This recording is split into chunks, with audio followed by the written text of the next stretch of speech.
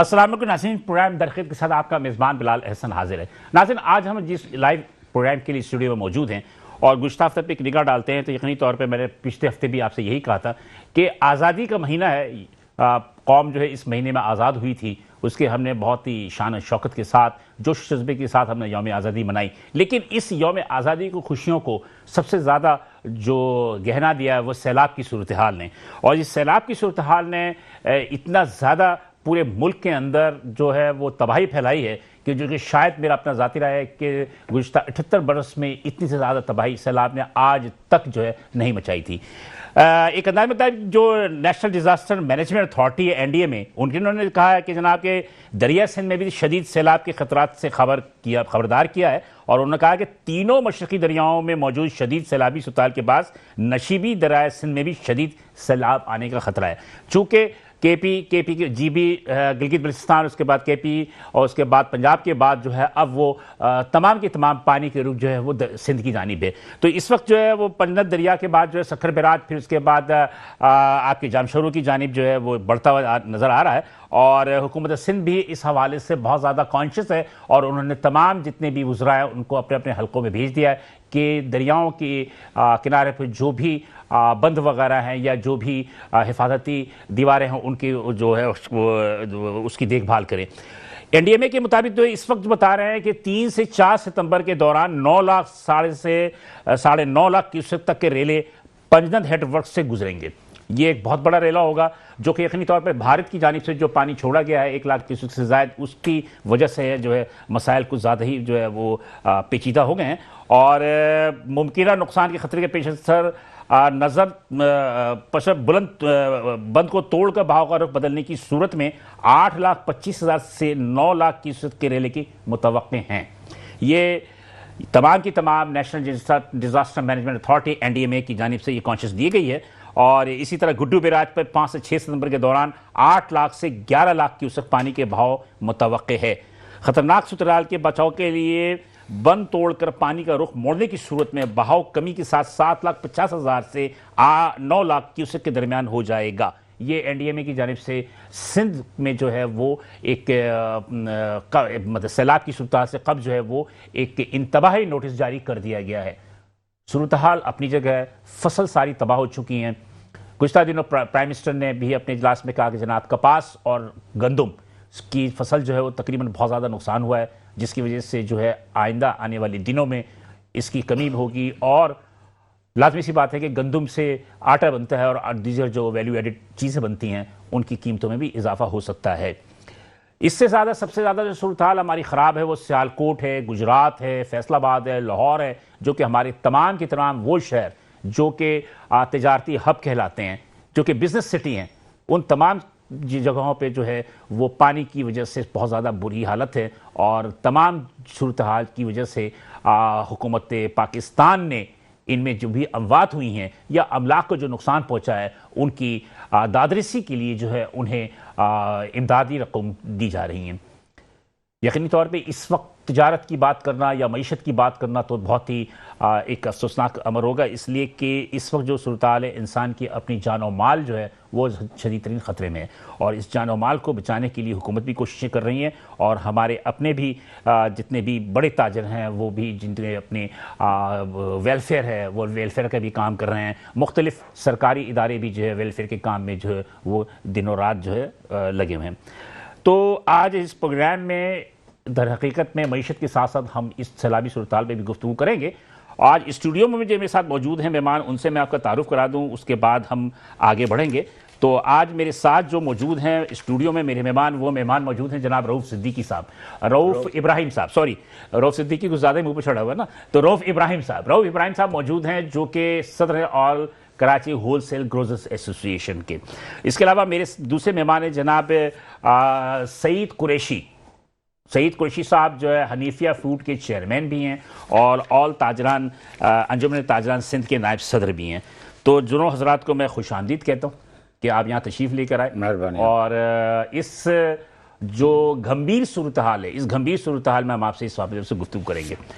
तो मेरे साथ इस वक्त जूम पे मौजूद हैं सियालकोट चैम्बर ऑफ कॉमर्स के सदर हैं जनाब इकरामुल हक, जो है वो सदर सियालकोट चैम्बर ऑफ कॉमर्स, वो भी मेरे साथ जूम पे मौजूद हैं, उनसे भी गुफ्तगू की। इकराम साहब भी आपको भी थैंक यू सर कि आपने भी हमें वक्त निकाल के आपने हमें ज्वाइन किया है, आपका भी शुक्रिया।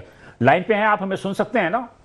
जी जी बिल्कुल जी, बहुत शुक्रिया। अच्छा चलें, मेरे ख्याल है कि हम गुफ्तगू का आगाज़ जो है आपसे ही शुरू कर देते हैं और उसके बाद हमारे जो अपने मेज़बान हैं हम इनसे भी बात कर लेंगे। इस वक्त सियालकोट की क्या सूरत हाल है?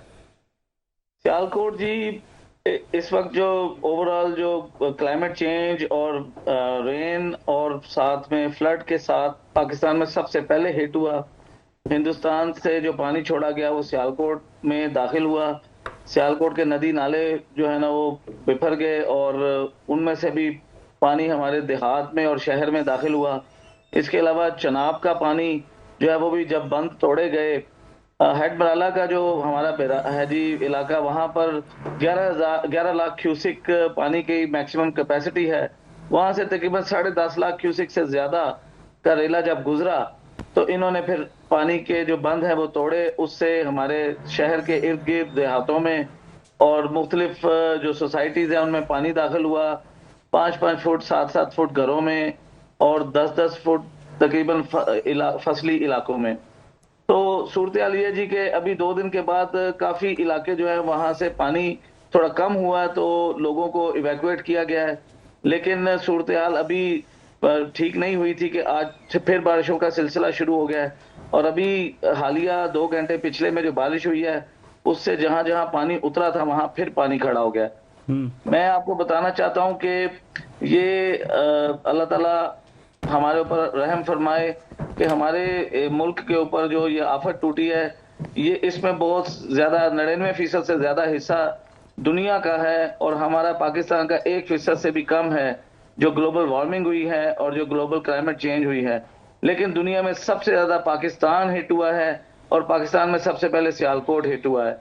मैं आपको आपके चैनल के तवसत से ये कहना चाहता हूँ कि हम बड़े मुश्किल वक्त से गुजरे हैं, लेकिन हमें बहुत ज्यादा फिक्र इस वक्त अपने सिंध की और कराची और पूरे अंदरून सिंध के शहरों की है।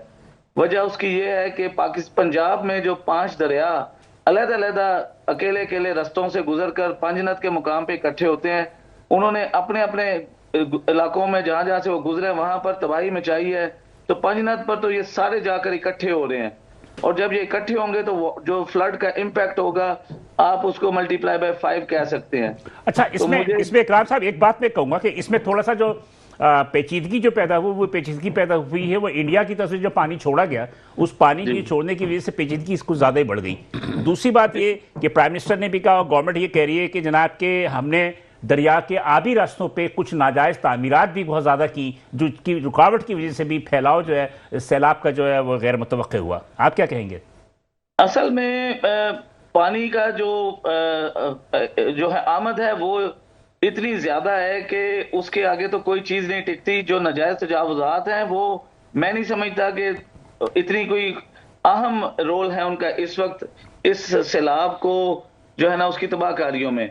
ये इस वक्त बिल्कुल ही मतलब आउट ऑफ कंट्रोल सिचुएशन है और इसको आप फोरकास्ट नहीं कर सकते, ना ही इस पर आप किसी किस्म का कोई प्लान कर सकते हैं। हाँ, अगर गवर्नमेंट ने इसका नुकसान कम करना था, इम्पैक्ट कम करना था, तो इसके लिए जो है वो लोगों को पहले से इतला दी जाती और बताया जाता ताकि गांव देहात शहर वगैरह लोगों को मुंतकिल करके महफूज कर लिए जाते। अनफॉर्चुनेटली आप ये कहना चाह रहे हैं कि इसमें हुकूमत की कुछ नाअहलियां हैं जिन्होंने पेशगी जो है इत्तला नहीं की। कि मैं उस पर आपको विटनेस करना चाहता हूं कि चनाब का जो बंद तोड़ा गया वहां पर रात को 9 बजे पानी जब बंद तोड़ के छोड़ा गया तो उन इलाकों में लोगों को बिल्कुल मालूम नहीं था। और बिलीव करें कि सियालकोट एयरपोर्ट के मुल्हिका इलाकों में जब पानी आया तो वो लोग पानी में बह गए, उनको इतला नहीं मिल सकी बर वक्त। और इसमें मैं समझता हूं कि हुकूमत की नाअहली थी और इंतजामी की नाअहली थी, लेकिन जब ये मामला पेश आ गया तो फिर सब ने बहुत ज्यादा फिक्र की और लोगों को महफूज करने की। इकराम साहब, बात ये है कि सियालकोट जो है हमारा एक सनती शहर है और यकीनी तौर पे जो है कारोबार के हवाले से काफी इंपॉर्टेंट शहर है। क्या सूरत हाल है इस वक्त? क्या कारोबार सारा बंद पड़ा हुआ है? कारखानों की क्या सूरत हाल है और क्या जानी नुकसान कितना हुआ? हमारी सियालकोट में एक वाहिद स्मॉल इंडस्ट्रियल स्टेट है जी, वो पानी में डूबी पड़ी है। लोगों की ready consignments, in process goods और जो स्टॉक्स हैं वो बुरी तरह डैमेज हुए हैं। और मुख्तलिफ इलाकों में जो हाईवेज पे और अंदरून शहर में जो फैक्ट्रियां, कॉटेज इंडस्ट्री, छोटे छोटे कारखाने लगे हैं वो जेर आब आ गए हैं। इसमें कोई शक नहीं है, कारोबार बुरी तरह मुतासर हुआ है। और लोग अब इस वक्त हुकूमत से बेल आउट पैकेज के बारे में सोच रहे हैं कि छोटा कारोबारी तो दोबारा खड़ा हो ही नहीं सकता, क्योंकि उसको जितना बड़ा नुकसान पहुंचा है वो कैसे रिकवर करेगा। अच्छा, बाकी तो आपकी अपनी एक्सपोर्ट्स वगैरह क्या बिल्कुल ही बंद पड़ी हुई हैं अभी वहां से, सियालकोट से? बिल्कुल बंद नहीं है जी। कारोबारी जिंदगी आज प्रॉपरली एक्टिवेट हो चुका था। लेकिन यह है कि मैंने आपको जैसे बताया कि जिन इलाकों में पानी खड़ा है वहां से तो अभी जो लाइफ है वो दोबारा से स्टार्ट नहीं हो सकी, ना ही रूटीन लाइफ ना ही बिजनेस लाइफ। जी जी। तो इसमें कोई शक नहीं कि 50% से ज्यादा एक्सपोर्ट और बिजनेस एक्टिविटी अभी रुकावट का शिकार है। इसके अलावा पीआईए ने भी तो अपने ऑपरेशन जो है सियालकोट ऑपरेशन जो है उसको सस्पेंड कर दिया है और तमाम की तमाम लाहौर एयरपोर्ट उन्होंने मुंतकिल कर दिया है। तो इतनी ज्यादा बुरी सूरत हाल है कि सियालकोट एयरपोर्ट को भी बंद करना पड़ा। सियालकोट एयरपोर्ट मुकम्मल तौर पे बंद था जी आज रात 10 बजे तक, और मेरा ख्याल है ये कल भी बंद रहेगा जी। क्योंकि जो मेरी आज एयरपोर्ट चेयरमैन से बात हुई थी तो वो बता रहे थे कि आज सीएम पंजाब भी सियालकोट एयरपोर्ट के बाहर तशरीफ लाई थी, सर्वे करके गई हैं। असल में एयरपोर्ट, रनवे, एयरपोर्ट की बिल्डिंग, उसकी कार्गो टर्मिनल, हर चीज सेफ है, कहीं पानी नहीं है। लेकिन एयरपोर्ट की सराउंडिंग्स में और एयरपोर्ट की एंट्रेंस रोड्स जो हैं वो सारी जेरे आब आ चुकी हैं चनाब का बंद तोड़ने की वजह से। ठीक है, तो मतलब ये कि इस वक्त कारोबारी जिंदगी बिल्कुल मफलूज है। जी मफलूज है जी। इस वक्त एयरपोर्ट एक्टिविटीज जीरो हैं, लाहौर की तरफ मुंतकिल हुई हैं, ड्राई पोर्ट बंद है, 50% से ज्यादा एक अंदाजे के मुताबिक इकराम साहब, एक अंदाजे के मुताबिक बता सकते हैं कि आपके इस एक हफ्ते के अंदर कितना नुकसान हुआ होगा हुकूमत को रेवेन्यू के मद में? मिलियंस ऑफ डॉलर्स की एक्सपोर्ट का नुकसान हुआ है जी इस वक्त, इसमें कोई शक नहीं। लेकिन इस पर मैं हुकूमत वक्त को जिम्मेदार नहीं ठहराऊंगा। ये इस वक्त जो हालात है जी, ये इसमें मैं हुकूमत के साथ भी खड़ा हूं और अवाम के साथ भी खड़ा हूं। मैं समझता हूं कि सिर्फ डैमेज मिनिमाइज किया जा सकता था अगर थोड़ा सा बेहतर तरीके से हम सोच लेते और प्लान कर लेते। ठीक है, जरा साथ रहिएगा, हम जरा अपने मेहमानों में स्टूडियो में इनसे बात कर लें, फिर आपकी तरफ भी आएंगे। जनाब रऊफ इब्राहिम साहब, फसल में बताया कि जनाब की गंदम की फसल ख़राब हो गई, कपास ख़त्म हो गया, मुख्तलिफ लाजमी सी बातें और भी चीज़ें भी जो मुतासर होंगी। As a wholesale goods association के आप क्या समझते हैं कि आने वाले वक्तों में क्या सूरत हाल होगी? पहले तो आप तस्दीक कर लें कि ये फसल 6 महीने पहले गंदम की कट चुकी है। अच्छा, तो ये तो आप समझ लें कपास उतर चुकी है, तो वो ज़ाया नहीं हुआ? कोई ज़ाया नहीं हुआ, कोई नुकसान नहीं हुआ। ज़रूरी अजनास जो इस पे अफेक्ट नहीं है। हाँ, चावल की फसल पे 25% यानी पंजाब की फसलों पे असर आना शुरू हो गया है और वहाँ डैमेजेस शुरू हुए हैं। प्राइम मिनिस्टर ने कल कहा था कपास और गंदम की कपास और चावल की फसल जो है वो खराब हुई है। देखें, कपास की तो कोई बात ही नहीं है अभी ना, चावल इसकी है, गंदम की, गंदम को 6 महीने हो गए, उतर गया, चली गई और ये तो गोदामों में हो गई। ठीक है, लेकिन अगर आप उसको देखेंगे, चावल जो हमारा एक्सपोर्ट आइटम था, बासमती वगैरह, वो अफेक्ट हुआ है वो 25%, जिससे चावलों की कीमतें आप बाजार में भी देख रहे होंगे कि बढ़ चुकी हैं। आटे की कीमत क्यों बढ़ रही है? हाँ, ये तो हम सवालात कर रहे हैं, आप जवाब आज नहीं दे पाएंगे। आपके पास अपना मोबाइल है? जी जी बिल्कुल है। किसका है ये? मेरा अपना है। आप हर वक्त सवाल पूछते हैं मोबाइल कहाँ है? हाँ, मतलब मोबाइल मुझसे पूछते हैं ना कभी। हाँ। मैं आपसे पूछ रहा हूँ आपका मोबाइल कहाँ है? मेरे पास है। आपके पास है ना? हाँ। तो फिर मैं आपको जवाब देता हूँ जी। देखिए, हम यही बात कर रहे हैं कि भाई अचानक ऐसा क्या हो गया कि 60 रुपए की चीज आज 82 रुपए में कैसे पहुंच गई? हाँ, 25 दिनों में। वजह क्या है? वजह क्या है? देखें, वजह आप समझने चाहेंगे तो फिर वही बात हो जाएगी कि देखें, जब प्रोक्योरमेंट टाइमिंग में हमें क्लाइमेट का भी असर हुआ है। क्लाइमेट हमें पता था कि इन क्लाइमेट होगा और क्लाइमेट चेंज है, दुनिया में चेंज है, पूरे पाकिस्तान में चेंज है। ठीक है, अब उस क्लाइमेट पे आप बर वक्त इकदाम उठाते गंदम के लिए, जो किसान हारी बेरोजगार हो गए, उनके पास कपड़ा नहीं है, उनके पास दवाइयां नहीं है, उनके पास कोई रोजगार नहीं रहा, बेरोजगारी हो गई। 2200 रुपए मन में फरोख्त कर दी गई, क्योंकि किसान तो वो नहीं सह सकता ना, जमींदार का कर्ज भी देना है, बीज उनकी, खाद उनकी, यानी मजदूरियां आप बताएं वो कैसे कॉस्टिंग करें फसल की, जब 3900 का आपने रेट मुकर्रर किया था पिछले साल 4200, हाँ, इस साल 4200 पंजाब की बात कर रहा हाँ हूं। जी। तो आप ये बताएं, आप 2200 रुपए में भी फरोख्त ऐसे हो रही थी जैसे नीलामी का माहौल हो। 55 रुपए में कोई चीज होती है? चारा भी नहीं मिलता। ये केटल फार्म की नजर हुआ। पोल्ट्री फीड में इतनी बड़ी इंडस्ट्री है। मैं हुकूमत वक्त से मुतालबा करूंगा कि पोल्ट्री इंडस्ट्री पे जानवरों की खुराक में ना इस्तेमाल किया जाए। ये जिसमें ज्यादा इस्तेमाल हो गया 30 लाख टन के करीब। हमारे आदाद शुमार बता रहे हैं, वफाकी वजीर कहते हैं कि 30 मिलियन और 0.54 ये हमारा क्रॉप हुआ है। अब तक ऐसा नहीं है। देखें, आप पिछले साल का भी क्रॉप लेंगे तो उससे कम हुआ है इस दफा क्रॉप। लेकिन अब उनकी बात को हम मान लेते हैं। तो एक सवाल ये पूछते हैं हम कि 25 दिनों में ऐसा क्या हुआ कि 62 रुपए की चीज 82 रुपए कैसे पहुंची? वो तो कहते हैं कि जनाब अली गंदम की जो है गंदम की तरसील जो है थोड़ा सी सैलाब की वजह से कम हो गई। नहीं, जिसकी वजह से वो देखिए तरसील वाला सिस्टम खत्म हो गया। आप 6 महीने में तरसील का निजाम। आटे की बात कर रहा हूँ कि आटा जब पीसते हैं तो लाजमी गंदम तो आपको गवर्नमेंट रिलीज करती है या फिर नहीं, प्रोक्योरमेंट तो की ही नहीं ना इस साल। प्राइस नहीं दिए उनको। कोई रिजर्व प्राइस था ना कि गवर्नमेंट सपोर्ट प्राइस देती है। जब तक उनको सपोर्ट प्राइस नहीं देंगे यही आलम रहेगा। और आने वाले वक्तों में ये तो 82 रुपए का तो प्राइवेट लोगों ने जो गंदम उठाया है जी वो बेच रहे हैं महंगे दामों में। बिल्कुल बेचेंगे ना। वो तो आप फ्री मार्केट जब कर चुके हैं। आप देखें कि जब आप केटल फार्म पे भी साइलो लगे हुए हैं, आप गोदामों में जाएंगे तो अब साइलो लगे हुए हैं। वो गोदामों में जखीरा इसी तरह हो रहा है और बोरियों में भी हो रहा है। लेकिन आप मुझे बताएं कि इसका नाजायज फायदा नहीं उठ रहा। मतलब इसका सैलाब से कोई ताल्लुक नहीं है? कोई ताल्लुक नहीं है।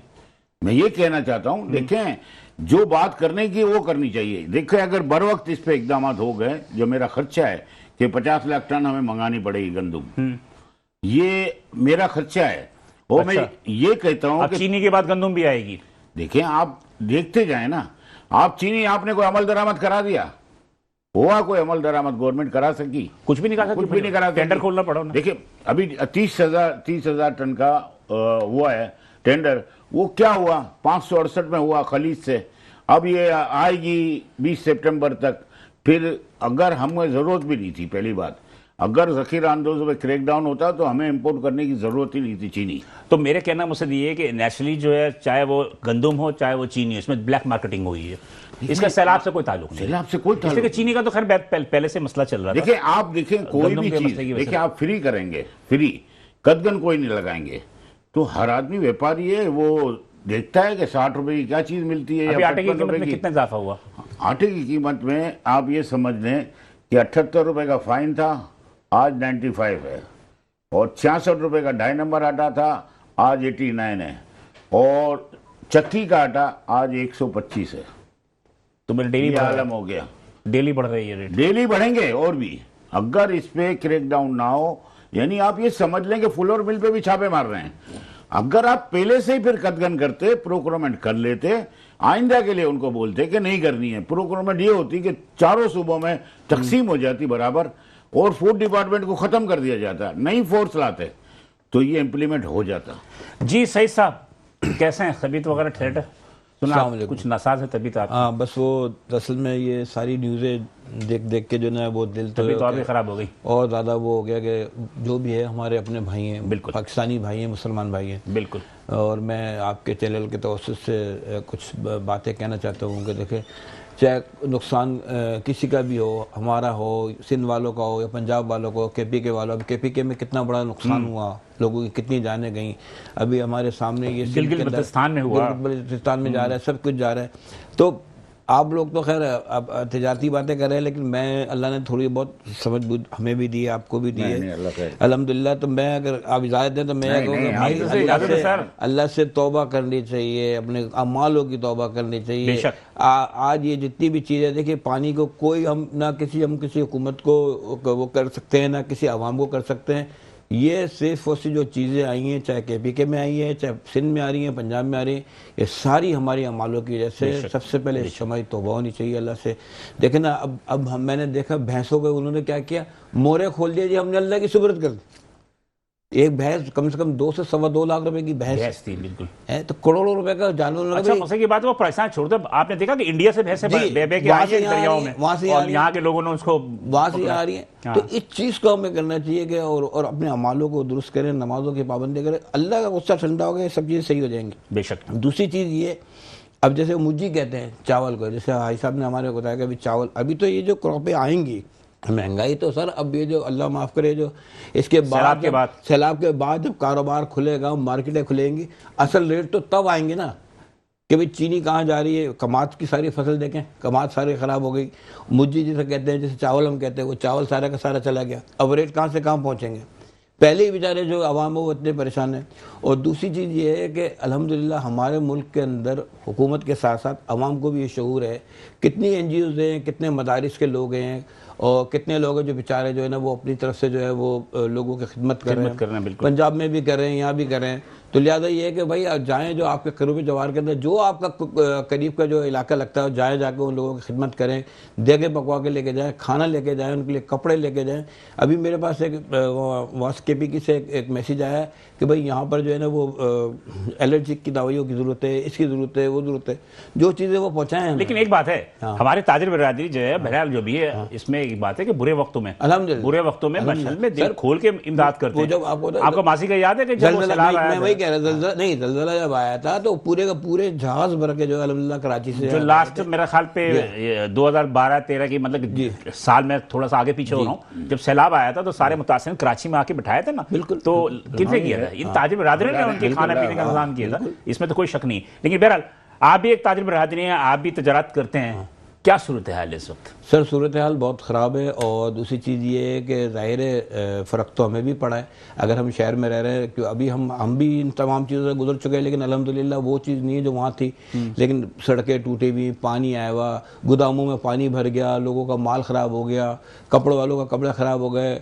यानी मतलब ये कि ओवरऑल पाकिस्तान में कराची के अंदर भी लोगों को बहुत नुकसान हुआ है। कराची में सैलाब नहीं आया, सैलाब एक दिन की बारिश ने बेड़ा गर्क कर दिया। हाँ, उसकी वजह ये है कि हमारे यहाँ कोई नाले या वो दरिया वाला सिस्टम तो नहीं है, लेकिन अल्लाह की जो रहमत बरसी उसके निकासी का आपका सिस्टम नहीं था।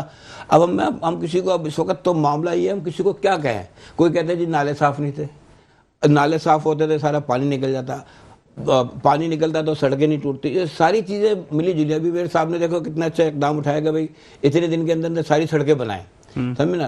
तो कहने वाले अब एक चीज़ ये है कि हम पाकिस्तानियों के लिए, पूरे पाकिस्तानियों के लिए थोड़ा सा रिलीफ दी जाए, बिलों में रिलीफ दी जाए, यूटिलिटी में जो है रिलीफ दी जाए, और थोड़ा सा ऐसा किया जाए कि ताकि जो है ये, जैसे भी भाई साहब ने कहा कि छोटा ताजिर जो है वो तो बिल्कुल डूब गया। बिल्कुल सही। अभी इकराम साहब यही कह रहे हैं, सियालकोट चेयरमैन वही कह रहे हैं। मैं अभी आधा घंटे, इकराम साहब आप हैं हमारे साथ? जी बिल्कुल जी। हाँ इकराम साहब, जरा एक बात पूछनी थी आपसे कि ये आजकल एक डिस्ट्रिक्ट चैम्बर ऑफ कॉमर्स की कहानी चल रही है, क्या है ये कहानी? मतलब क्या आर यू एग्री जो है इन खबरों की आप हिमायत करते हैं? प्लीज, किस खबर की जी? District chamber of commerce. नहीं जी, हम तो इस पे बिल्कुल भी कोई किसी किस्म की ब्रेनस्टॉर्मिंग नहीं की, ना ही इसका हिस्सा है। हाँ। हम रूटीन में जो चैम्बर ऑफ कॉमर्स के ऑफिसेज चल रहे हैं, हम उनके नहीं, मैं कह रहा हूँ ये डिस्ट्रिक्ट चैम्बर ऑफ कॉमर्स जो है ये सिंध के अंदर, कराची के अंदर शुरू हो रही है, जितनी भी साइट वगैरह। आपके यहाँ जो सूरत-ए-हाल क्या है कि आपके यहाँ क्या स्मॉल चैम्बर ऑफ कॉमर्स है या सिर्फ एक चैम्बर ऑफ कॉमर्स सियालकोट का है वही इफेक्टिव है?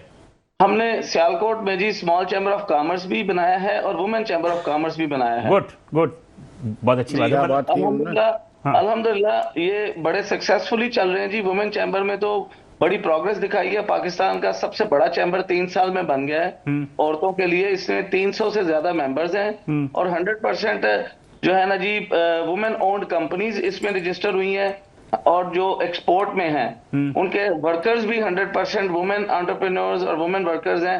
तो ये बड़े जबरदस्त मॉडल सेट हो रहे हैं। जो हमने पंजाब में जो विजन सोचा था कि औरतों को पाकिस्तान की इकोनॉमी का हिस्सा बनाया जाए, उसमें सियालकोट चैम्बर ने बड़ी जबरदस्त मिसाल कायम की है। हमारे पास फैसलाबाद वुमेन चैम्बर ने विजिट किया और मुतअद्दिद वुमेन चैम्बर्स के डेलीगेशंस आए, वो हमारे मॉडल को रेप्लिका कर रहे हैं ताकि प्रोग्रेस की जाए। बहुत जबरदस्त, मतलब कि अच्छी खबरें सुनी हमने। मैं आपसे ये पूछना चाह रहा हूँ सर, आप सुन रहे होंगे मेरा नाम अब्दुल। मैं थोड़ा ब्रेक की तरफ जा रहा हूँ, ब्रेक से वापस आते हैं तो चल लेते हैं। इकराम साहब आप मेरे साथ रहिएगा, यहाँ पे एक छोटा सा ब्रेक लेंगे हम और ब्रेक के बाद वापस आते हैं तो गुफ्तगू जारी रखेंगे, साथ रहिएगा सर। वेलकम नाज़रीन, प्रोग्राम तहरीक में हम दोबारा हाजिर। वफ़े में जाने से कबल सियालकोट चैम्बर ऑफ कॉमर्स के जो सदर हैं जनाब इकरामुल हक साहब, उनकी गुफ्तगू सुन रहे थे। फिर हमारे रऊफ इब्राहिम साहब मौजूद हैं, सदर है ये ऑल ग्रोजर्स कराची ग्रोजर्स एसोसिएशन के, और सईद कुरैशी साहब जो कि अंजुमन ताजरान सिंध के नायब सदर हैं। बात यह है कि सिंपल सी बात यह है कि पूरे पाकिस्तान के अंदर हर शहर की अपनी एक इनफरादियत होती है। सियालकोट हमारा वो शहर है जो कि स्पोर्ट्स और सर्जिकल आइटम्स के हवाले से सबसे ज़्यादा मशहूर है। इसी तरह गुजरात चले जाएँ, वज़ीराबाद चले जाएँ तो फैन इंडस्ट्री और दीगर इलेक्ट्रॉनिक आइटम।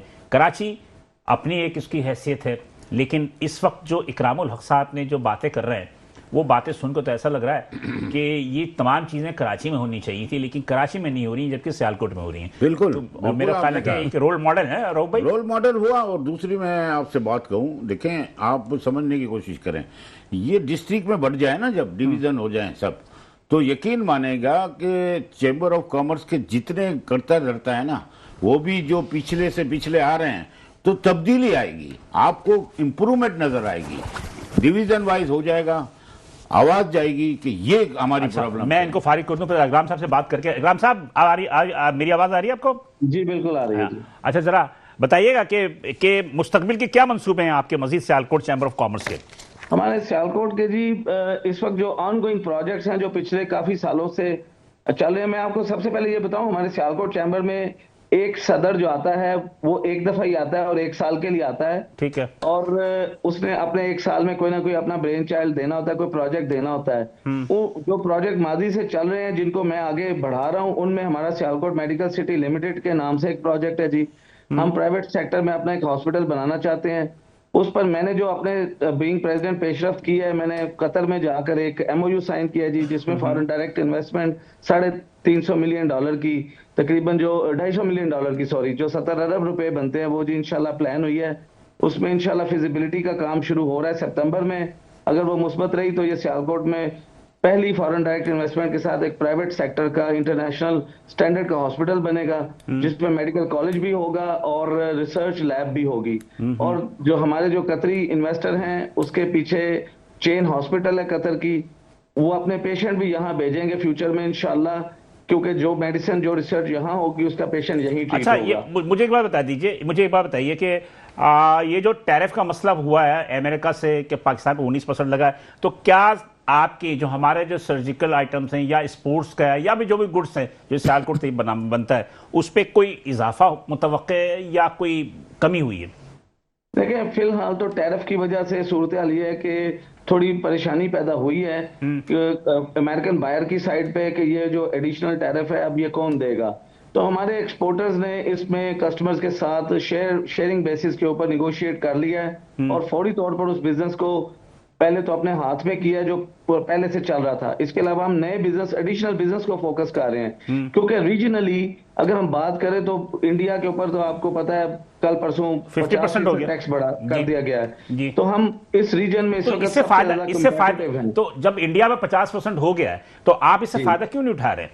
हम फायदा उठा रहे हैं जी, हमारे लोगों को ऑर्डर से पहले से ज्यादा बुक हो रहे हैं। सिर्फ जो मसला है वो ये है कि हमारी जो हालिया बजट आया था उसमें गवर्नमेंट ने जो टैक्सेस लगा दिए नए, FTR को खत्म करके जो NTR लॉन्च किया और EFS में कुछ रुकावटें पैदा कर दी, एक्सपोर्ट फैसिलिटेशन स्कीम को कंफ्यूज कर दिया।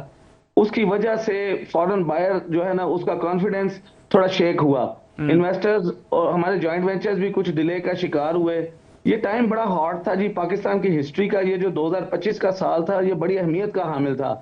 इस साल में अगर government ease of doing business पे फोकस करती और हमें अगले साल में मुंतकिल करती, पिछले 20 सालों की महरूमियों को इग्नोर करके हमें आसानियों पे लेके जाते। और मतलब ये कि कुछ फर्क पड़ा है, कुछ फर्क पड़ा है टैरिफ की वजह से? देखिए, मैं भी टैरिफ से ये है कि बिजनेस ज्यादा बुक हो रहा है जी इस वक्त। इंशाल्लाह आने वाले 3 से 6 माह में मैं जो फरमा रहे हैं बिल्कुल दुरुस्त फरमा रहे हैं। जितनी कदगने एक्सपोर्ट पे लगी हुई है ना, चावल का देख लें, हमारे अपनी बात कर रहा हूँ, इम्पोर्ट पे देख लें, इतनी कदगने लग गई हैं कि काम करना मुश्किल हो रहा है। जैसे आपने फरमाया, यानी मुश्किलात वो हैं, टैरिफ तो कम हुआ है लेकिन आपने इतनी कदगने लगाई हैं कि यानी कारोबारी हजरात परेशान हैं जी। इंडस्ट्रियल हो या कोई इंपोर्टर हो, कोई एक्सपोर्टर हो, आप बताएं कि कैसे इसको करें हम जी।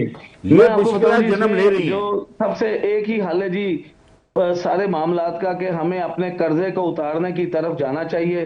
कर्जा लेकर मेंटेन करना और कर्जे पे कर्जा लेना जो है ना, ये कोई हल नहीं है। बिल्कुल। देखिए अगर हमें पाकिस्तान को सीधा करना है और दुनिया में अपना मुकाम हासिल करना है, तो हमें एक तो IMF का ये आखिरी प्रोग्राम वाकई होना चाहिए, इसके बाद कोई प्रोग्राम नहीं लेना। नहीं, मेरे ख्याल मैं आपसे ये कहूंगा कि आप माशाल्लाह, मैं आपको सलूट पेश करता हूं कि इतने काम कर रहे हैं आप। और आपने एक बात ये भी कही कि सदर एक ही दफा बनता है। देखिए, बहुत चीजें ऐसी होती हैं कि जब तब्दीली लाएंगे तो नए लोग भी तो आएंगे ना, नौजवान भी आए, यंग भी आए और बुजुर्ग भी आए। इसी तरह नया ब्लड आता है जब काम होता है चैम्बरों में। लेकिन मैं आपको ये कहूं कि अभी हम जो मिसाली काम करने जा रहे हैं, कि आप मिसाली काम कर रहे हैं, तो हम आपको सलूट मार रहे हैं ना।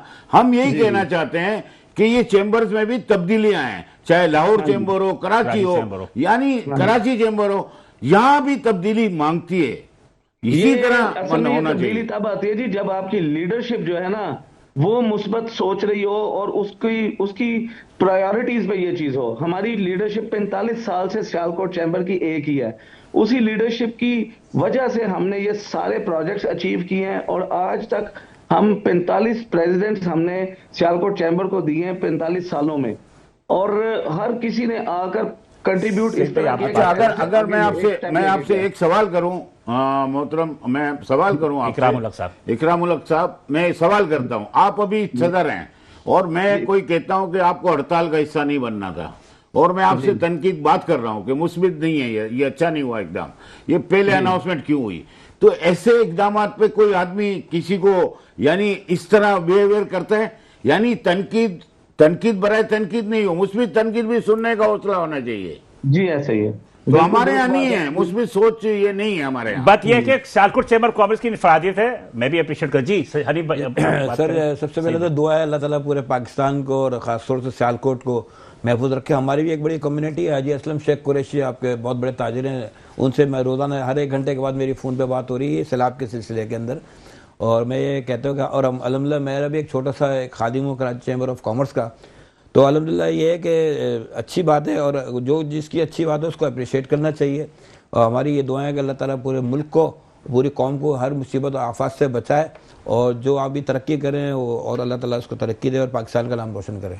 थैंक यू इकराम साहब, बहुत शुक्रिया आपने हमारे साथ थे। और ये थे सियालकोट चैम्बर ऑफ कॉमर्स के सदर थे इकरामुल हक साहब ने जो विजन बताया सियालकोट चैम्बर ऑफ कॉमर्स का, यकीनी तौर पर वो काबिल तारीफ है। जी क्या कहेंगे आप इस पे हवाले से? सर मैं आपको एक बात कहूं कि देखें, अभी अगर आप कराची चैम्बर ऑफ कॉमर्स से, Lahore chamber of commerce, Faisalabad chamber of commerce से सियालकोट चैम्बर ऑफ कॉमर्स का मतलब मुकाबला करें यार, एक मुकाबला नहीं है, मतलब कराची चैम्बर ऑफ कॉमर्स का मुकाबला वो नहीं कर सकते। सियालकोट जिंदाबाद मैं बोलता हूं, अगर ऐसी चैम्बर में काम हो रहे हैं तो कराची भी इसी पे चले।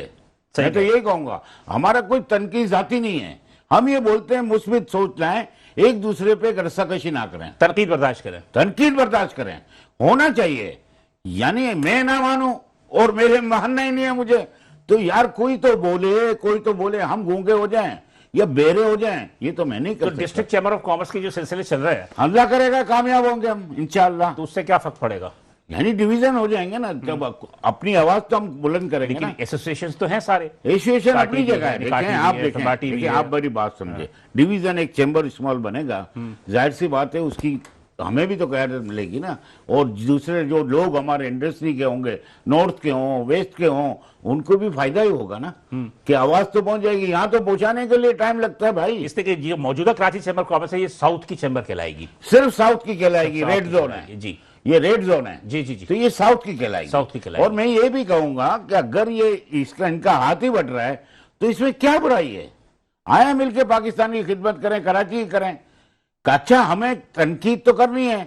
मैं आपको टेलीफोन के बारे में पूछ रहा हूँ, मोबाइल है आपके पास? जी है, बार बार पूछ रहा हूँ आपसे। जी शायद छोड़े ये क्यों पूछ रहे हैं, इसके गहराई में जाना नहीं चाह रहा, छोड़ दे इन बातों को। बात यह है कि देखें सईद भाई, इख्तलाफात हर जगह होते हैं जी बिल्कुल, लेकिन मेरा अपना नजरिया ये है कि कुछ लोग कुछ दो की बुनियाद पे सारी चीजें होती हैं, और घर में भी इख्तलाफात होते हैं, बाहर भी इख्तलाफ होते हैं। तो मतलब कि आप जैसे सियालकोट चैम्बर ऑफ कॉमर्स की आपने कहानी सुनी, इतने इतनी शैलाब में भी उनके हौसले बुलंद हैं, और उनके अपने जो आइंदा के आने वाले मुस्तकबिल के जो मंसूबे वो भी बात कर रहे हैं। आप कैसा महसूस करते हैं? सर जी, सबसे पहली बात तो है माशाल्लाह माशाल्लाह पूरा पाकिस्तान हमारा है, लेकिन जो हमारा जो सूबा पंजाब जो है ना, वो माशाल्लाह इस काम में बहुत आगे है और उनको फ्रीडम और हर चीज़ दी जाती है। बनिस्बत ये है कि हम अगर कराची के अंदर है, एक बात इस बात से मैं आपकी इत्तेफाक करता हूँ। मैंने आपको बहुत पॉइंट की बात की, उनको हर चीज़ की इजाज़त है, वो सारी चीज़ हम करते हुए भी सोचते, एक आदमी एक दुकान लगाता हुआ सोचता है कि यार मैं ये किस तरीके अच्छा, उनकी हुकूमत उन्हें सपोर्ट करती है? अल्हम्दुलिल्लाह। आपकी हुकूमत सपोर्ट नहीं करती? अच्छा, दूसरी चीज़ ये कि जहाँ तक मेरे भी एक ताल्लुक कराची चैम्बर से है, जो कराची चैम्बर के लिए लोगों का पहले एक विजन था ना, वो अल्लाह का शुक्र है वो विजन अब ख़त्म हो रहा है। जो छोटे ताजिर है, स्मॉल ट्रेडर्स जो है, वो उनका भी जो है ना वो चैम्बर ख्याल रखती है। और जहाँ तक मेरा ख्याल ये है कि अब ये जो क़यादत आई है, जो नई जो क़यादत आई है, इंशाल्लाह हम इससे पूरी उम्मीद है कि ये इसको लेकर और आगे तक बढ़ेंगे। नहीं, बढ़े तो सही है, हाँ। लेकिन ये जो मतलब ये कि आप ये समझें कि इस वक्त जो सैलाब की सूरत हाल है, हाँ। जो मतलब कि आप तिजारत जो है, जिस ताजिर से पूछो वो कहता है यार मर गए लुट गए, मर गए लुट गए। कोई भी ये नहीं कहता है यार कि अल्लाह का शुक्र है, मौला का करम है, ऐसा कुछ भी नहीं कहता। ये क्या वजूहत है? सर, सबसे पहले तो हर हाल में अल्लाह का शुक्र अदा करना चाहिए कि जब आदमी अल्लाह का शुक्र अदा करता है तो अल्लाह ताला उसके नसीबों को और उसकी नेमतों को और खोलता है। दूसरी चीज़ ये है कि वाकई जो एक चीज़ है वो सामने आ रही है तो सबको नज़र आ रही है ना, जिसका जो नुकसान हुआ है। बहरहाल खैर मैं इसमें और ज़्यादा आगे नहीं जाना चाहता, बस मैं तो ये कहता हूँ इस वक्त जो है वो अल्लाह से तौबा करने का टाइम है, अपने अमालों को दुरुस्त करने का टाइम है कि अल्लाह ये ताजिरों को, अच्छा ताजिरों को भी तौबा करने की जरूरत है? ताजिरों को सबसे ज़्यादा तौबा करने की जरूरत है। एक मिनट यहाँ, ताजिरों को मुझे आपका फूड से ताल्लुक है, जो 2 नंबर चीजें बेच रहे हैं बिल्कुल गलत तौबा करने की जरूरत है, बिल्कुल गलत। और जो कम तोल रहे हैं उन्हें भी बिल्कुल तौबा गलत कर रहे हैं, जो स्टॉक कर रहे हैं चीनी का उनको भी जरूरत है। अच्छा, मैं आपसे एक अर्ज कर रहा हूँ, जिसे अपने आई साहब ने बोला कि अपने गुनाहों की हमें कौम के साथ साथ मेरी बात सुने, अपने गुनाहों की माफी मांगे। ये बताएं गरीब ने क्या गुनाह किया? गुनाह करने वाले इंडस्ट्रियल हैं, ताजिर हैं और जखीरा करने वाले हैं, सब 2 नंबर काम करने वाले ये हैं मैं तो जो सैलाब और उसके वो हैं जिम्मेदार। नहीं, आप ये कहें गरीब ने क्या जरूरत है? आप ये देखें, आपने गिलगित बल्तिस्तान की देखी फुटेज, जिस तरह पहाड़ों पे से जो पानी अच्छा, आपने देखा? ये भी आप यकीन करें क्यामत का मंजर है वो, क्यामत का मंजर। मैं आपको एक बात बताऊं, आपने इतने बड़े पहाड़ गिरते देखा है कभी? नहीं देखा मैंने। कमरे जितने पहाड़ पे दबे हुए इंसान थे जी। और देखें, आपको मैं ये बताऊं कि जब ये तूफानी बारिशें और रेला जो निकला है, कितने लोग मरे होंगे, 500,000 हैं।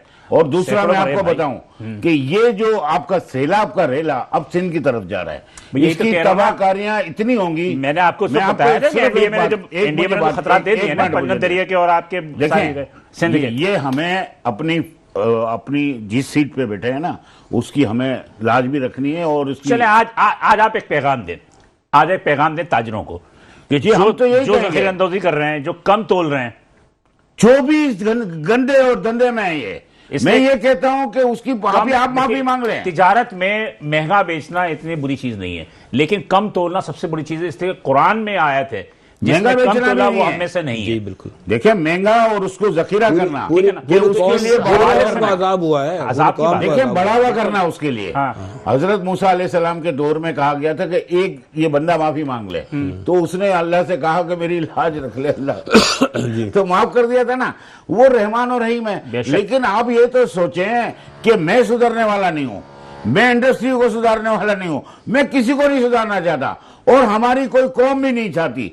और गरीब आवाम तो ऐसे ही, यानी वो जन्नत में जाएंगे, हम जहन्नम में जाने हैं। हमें दिख रहा है इंडस्ट्रियल क्या कर रहे हैं, हम क्या कर रहे हैं, जखीरा अंदोज क्या कर रहे हैं, सब देखे ना। मतलब ये कोई एक वो ना कहें, मतलब ये कि गरीब, मैंने एक चीज देखी, गरीब देखें, गरीब तो देखो बेचारा पिसा हुआ है। गरीब तो खैर सईद भाई, ये तो सवाल जवाब भी नहीं होंगे, इसमें भी कोई शक नहीं है सईद भाई कि वेलफेयर के काम सबसे ज्यादा ताजरी आ गया, इसीलिए तो बच जाते हैं। अल्लाह ताला जो है ना वो इनकी ये चीज़ देख के इन लोगों को बचा देता है। दूसरी बात आई साहब, मैं बताता हूँ, नबी करीम सल्लल्लाहु अलैहि वसल्लम के इरशाद का मफ़हूम अर्ज़ कर रहा हूँ कि आप सल्लल्लाहु अलैहि वसल्लम जब मेराज पे तशरीफ़ लाते हैं, एक बहुत बाबरकत महीना है बेशक, तो मैंने अल्लाह ताला हम सबको उसकी तौफीक दे। तो हज़रत जिब्राइल से पूछे, ये जिब्राइल ये जो नीचे से चीज़ें जा रही क्या है और जो ऊपर से चीज़ें आ रही है क्या है, मफ़हूम अर्ज़ कर रहा हूँ। तो कहने लगे यार रसूलल्लाह जैसे नीचे उम्मत के अमाल है वो ऊपर जा रहे हैं और ऊपर से अल्लाह के फैसले आ रहे हैं। तो हाजी साहब इसमें अमीर, गरीब, ताजिर, सब काश्तकार सब शामिल हैं, सब शामिल। इसमें आप और मैं शामिल नहीं है। जिस किस्म के अमाल हम ऊपर भेजेंगे अल्लाह ताला के फैसले उस किस्म के आएंगे। आज एक मिनट आप किस्सतुल अंबिया पढ़े, जो कामों के साथ जो हो रहा है वो आज हमारे साथ हो रहा है। देखें जो वो लोग कर रहे थे मादत के साथ, मैं किसी भी एक कौम का जिक्र नहीं करूंगा, जो हरकतें वो लोग कर रहे थे हम भी वही हरकतें कर रहे थे। हम तो सिर्फ आज़म मोहम्मद सल्लल्लाहु अलैहि वसल्लम की उम्मती की वजह से महफूज हैं। बाकी तो हमारा तो कुछ भी नहीं है। हाँ, हज़रत मोहम्मद सल्लल्लाहु अलैहि वसल्लम की उम्मती की वजह से उन्होंने 1,24,000 अंबिया किराम हैं, जिनमें सब में जितनी बुराइयां थी ना वो सारी बुराइयां आज हमारे अंदर, बिल्कुल हमारे अंदर हैं। आप ये देख लें, एज ए मुसलमान हम क्यों झूठ बोलना नहीं बंद कर रहे, हम क्यों जखीरा कर रहे हैं, हम क्यों गलत काम कर रहे हैं, ये तो बोलना है ना सबने। बिल्कुल। अब ये बताएं कि मैं आपको एक बात कर रहा था अभी गंदम की, 25,000 करोड़ रुपए किसके जेब में गए ये बता दे। आज आपके टीवी की तवज्जुह से बोलता हूं कि ये इस तरह कोराम हुआ है 45 दिन में, 62 रुपए से 82 रुपए, ये किसकी जेब में गए ये हम भी पूछना चाहते हैं। दूसरी बात, 40,000 करोड़ रुपए का चीनी में टीका लगा है। तो ये टीके तो लग ही रहे हैं। जब टीके लग रहे हैं, जो गरीब आदमी और परेशान मिडिल लोग, ग्रोसरी का बिल आप डिवाइड करने जाएंगे, चावल दालें आटा, तो मेरा ख्याल है 25% इजाफा आप देखेंगे। और आने वाले दिनों में ये सैलाब जो इधर से गुजरेगा, सिंध में जो तबाहकारियां होंगी, आपको याद नहीं होगा वो सैलाब के कैंप हमने लगवाए थे कमीशन के साथ, जी जी, इकबाल मेमन साहब थे, और हम लोगों ने इसका इफ्तिताह किया था नॉर्थ में और वेस्ट। जी जी जी जी। और वो बाकायदा वहाँ पब्लिक ने इतना हिस्सा लिया बड़ा, यानी हमारी ये कराची की कौम, कराची की जो बिजनेस कम्युनिटी लास्ट जो सबसे आगे होती है। पनागुज़ीर कैंप बने थे कराची चैम्बर ने, पनागुज़ीर, हाँ, तो सारे हमने देखा कि ताजिरों ने काफी काम किया, लोगों ने बढ़ चढ़ के हिस्सा लिया। लेकिन बात वही होती है ना कि अभी आप कह रहे हैं कि जनाब के गंदम पहले उतर गई थी और वो जाया नहीं हुई या गन्ना नहीं हुई। एक मिनट, अब ये पानी गुजरेगा ना, जब सैलाब का गुजरेगा तो इसमें जो मिट्टी आएंगी ना, जो भी काबिल काश जमीन है ना, उसको काबिल अमल बनाने में इनको 1 साल लगेंगे। बिल्कुल लगेगा। आपने जो बात की ना आखिरी, जो मिट्टी, हाँ, बिल्कुल सही है, फैक्ट बात है ये, वो 1 साल लगेगा।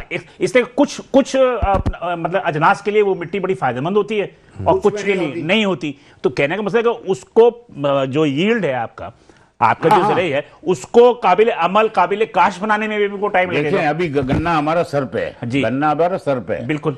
पंजाब का सबसे बड़ा क्रॉप होता है, सिंध का भी होता है।